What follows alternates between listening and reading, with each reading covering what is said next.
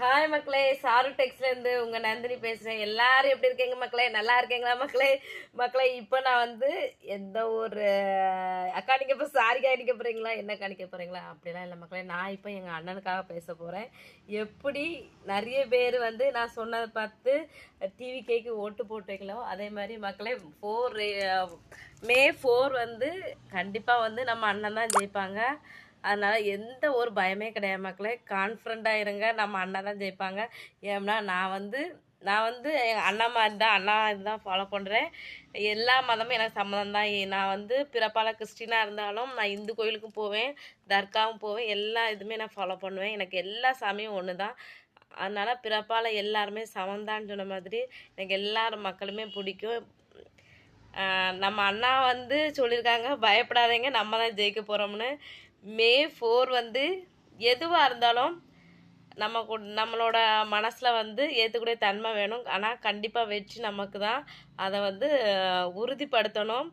எந்த ஒரு செயலையும் வந்து நம்ம தப்பாக இது பண்ணக்கூடாது. நம்மளோட மக்கள் அண்ணனை நம்பி நம்ம அண்ணாமார்களாக இருந்தாலும் சரி, தங்கச்சிமார்களாக இருந்தாலும், நண்பா நம்பிகள் எல்லாருமே வந்து நம்ம அண்ணன் நம்பி நிறைய பேர் ஓட்டு போட்டிருக்கீங்க ஆட்சி மாற்றம் வேணும்னு.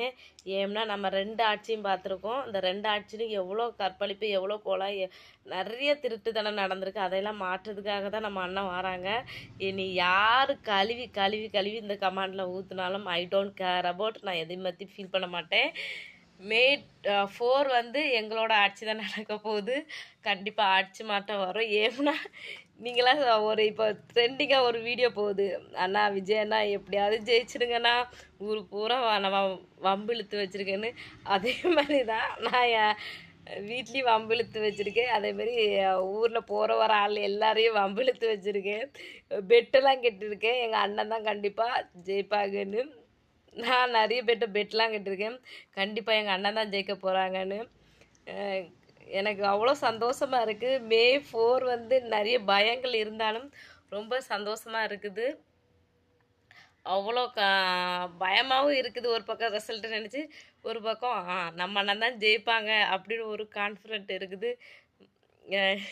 எதுவாக இருந்தாலும் எங்கள் அண்ணனுக்கு தான் வெற்றி நான் அவ்வளோ பிரார்த்தனை பண்ணியிருக்கேன்.